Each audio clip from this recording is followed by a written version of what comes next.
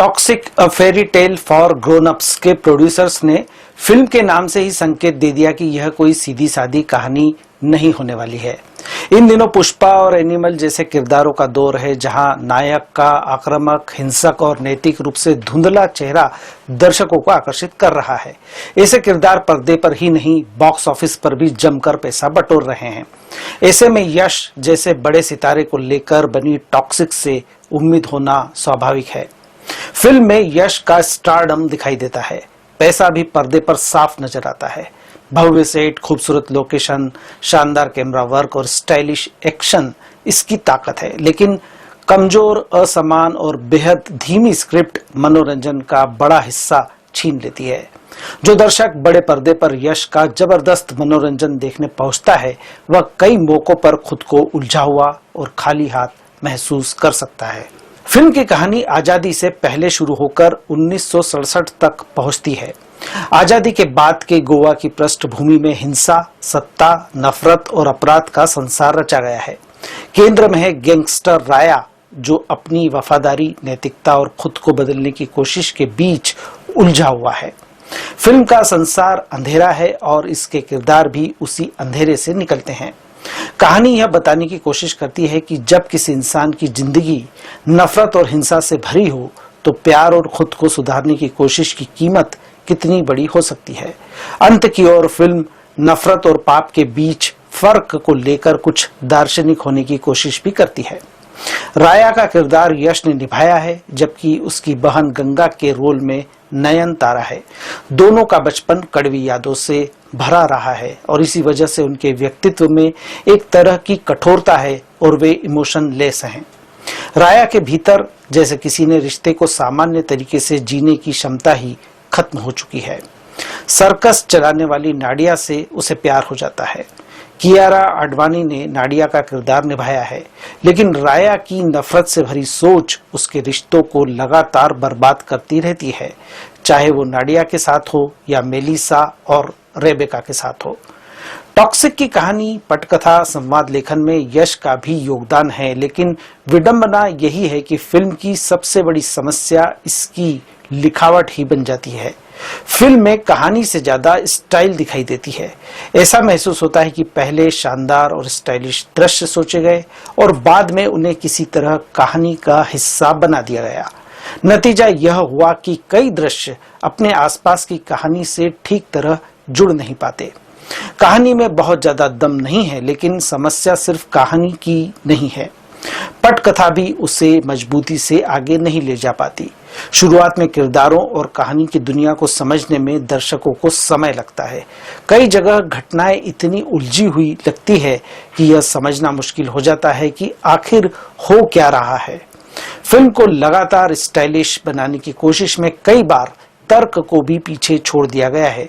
उदाहरण के लिए, नाडिया से प्यार करने वाला राया रेबेका से शादी करने के लिए क्यों तैयार हो जाता है, इसे पूरी तरह स्थापित नहीं किया गया है। शोर है। विडंबना यह है कि इतनी ऊंची आवाज के बावजूद फिल्म की गति बेहद धीमी है। लंबे दृश्य फिल्म की रफ्तार को लगातार प्रभावित करते हैं। कुछ दृश्य इतने लंबे खींचे गए हैं कि दर्शक घड़ी देखने लगते हैं।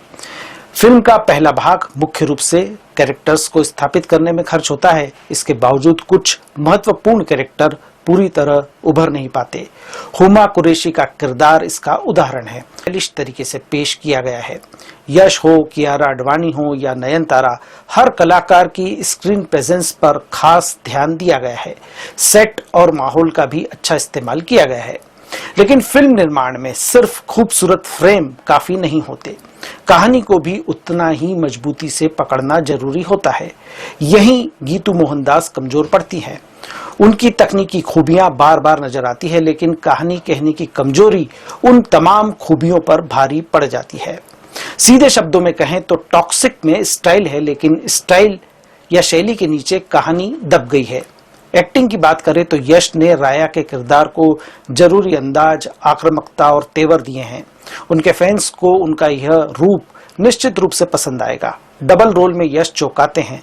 दोनों कैरेक्टर को उन्होंने अलग अलग अंदाज में पेश करने की कोशिश की है और उनके हाव भाव तथा व्यक्तित्व में फर्क दिखाई देता है।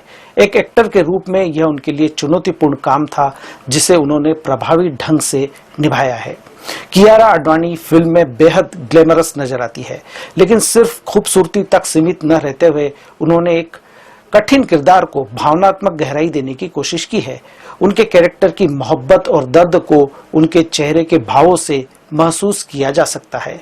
कई दृश्यों में उनकी आंखें संवाद से ज्यादा कुछ कहती है। नयनतारा का किरदार मजबूत और एक्शन से भरपूर है। उन्होंने इसे पूरे आत्मविश्वास के साथ निभाया है। उनका व्यक्तित्व पर्दे पर प्रभाव छोड़ता है। तारा सुतारिया अभिनय के मामले में अपेक्षित असर नहीं छोड़ पाती। हुमा कुरैशी को भी ऐसा किरदार नहीं मिला जिसमें वे अपनी क्षमता के अनुरूप उभर सकें। फिल्म के गाने कई संगीतकारों ने तैयार किए हैं। तबाही सहित 2-3 गाने अच्छे हैं और उनका पिक्चराइजेशन भी शानदार है। बैकग्राउंड म्यूजिक फिल्म के अंधेरे और हिंसक माहौल को बनाए रखने में मदद करता है। हालांकि कई जगह संगीत जरूरत से ज्यादा तेज या लाउड महसूस होता है। राजीव रवि की सिनेमेटोग्राफी फिल्म की सबसे बड़ी खूबियों में से एक है। रोशनी, छाया, कलर, बैकग्राउंड और कैमरे की गति का उन्होंने बेहतरीन इस्तेमाल किया है। फिल्म की लगभग हर फ्रेम देखने लायक है। एक्शन भी फिल्म की ताकत है। बड़े पैमाने पर फिल्माए गए लड़ाई के दृश्य यश के स्टारडम को पूरी तरह सामने लाते हैं, लेकिन एडिटिंग के मामले में फिल्म कमजोर है। फिल्म की लंबाई कम से कम 45 मिनट तक घटाई जा सकती थी। गैर जरूरी लंबे दृश्यों और धीमी गति ने फिल्म के प्रभाव को काफी नुकसान पहुंचाया है। कुल मिलाकर टॉक्सिक एक ऐसी फिल्म है जिसमें बहुत कुछ दिखाने की कोशिश की गई है, लेकिन बहुत कुछ कहने की कोशिश में कहानी पीछे छूट गई है। फिल्म में भव्यता है, शानदार दृश्य हैं, दमदार एक्शन है, यश का स्टारडम है और तकनीकी स्तर पर कई उपलब्धियां हैं, लेकिन कमजोर स्क्रिप्ट, उलझी हुई कहानी, जरूरत से ज्यादा लंबे दृश्य और एडिटिंग की कमजोरी मनोरंजन पर भारी पड़ती है।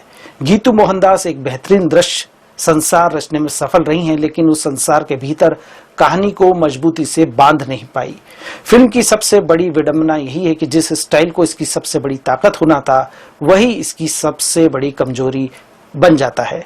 टॉक्सिक में सब्सटेंस पर स्टाइल भारी है और यही वजह है कि यश की स्टार पावर और तकनीकी भव्यता के बावजूद फिल्म पूरी तरह प्रभावित नहीं कर पाती।